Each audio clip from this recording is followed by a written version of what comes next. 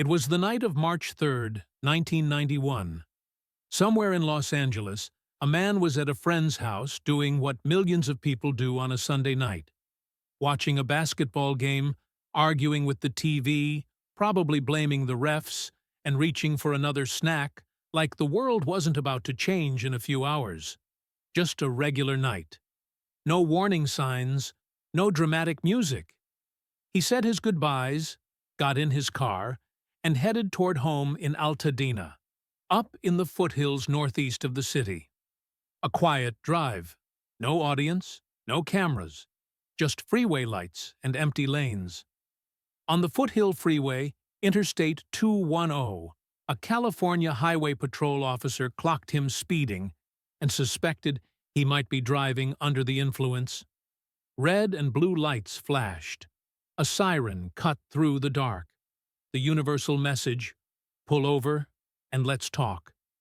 He didn't. Not because he wanted to be famous, not because he was trying to be in a movie chase scene, but because he was on parole.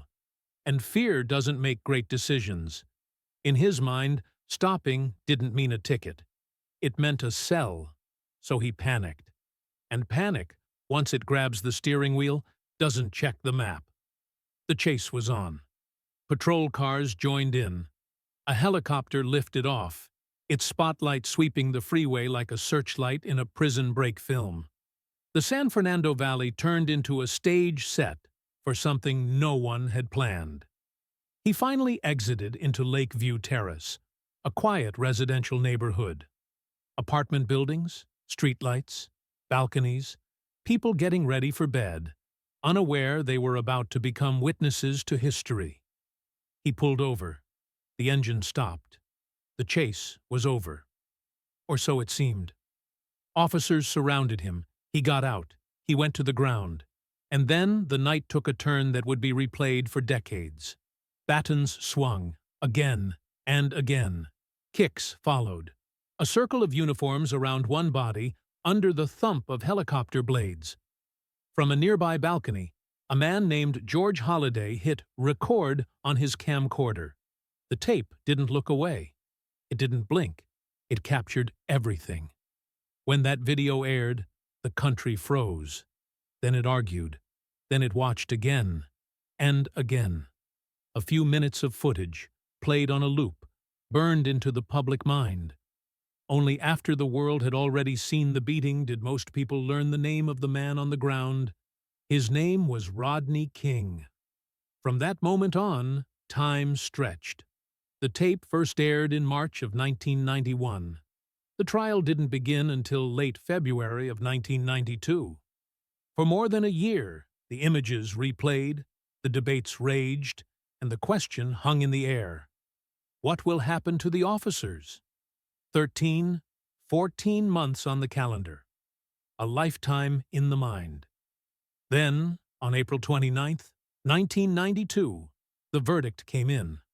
Not guilty.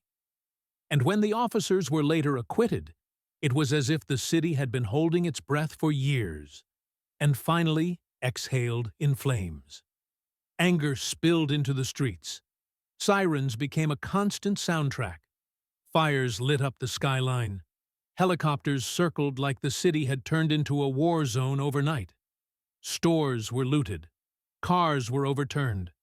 National Guard troops rolled in. The unrest lasted for 6 days. More than 60 people lost their lives. Thousands were injured.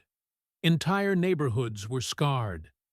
Billions of dollars in damage reshaped parts of the city forever.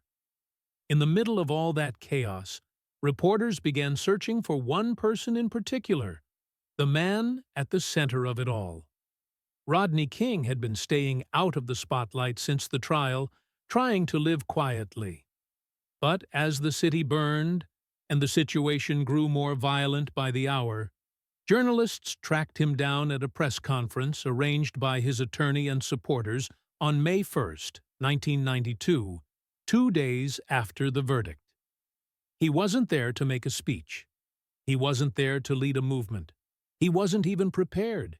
He was there because everyone wanted to know what he felt.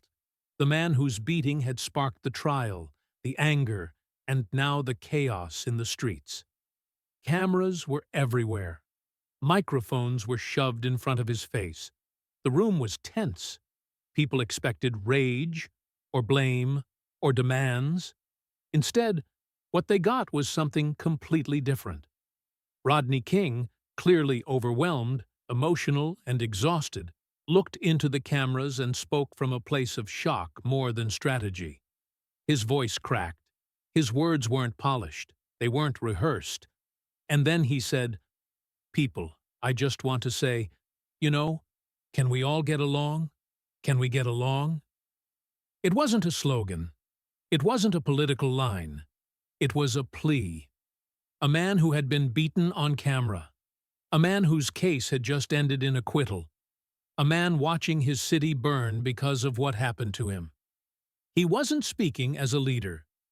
He was speaking as someone who wanted the violence to stop. That's how he ended up in front of the cameras.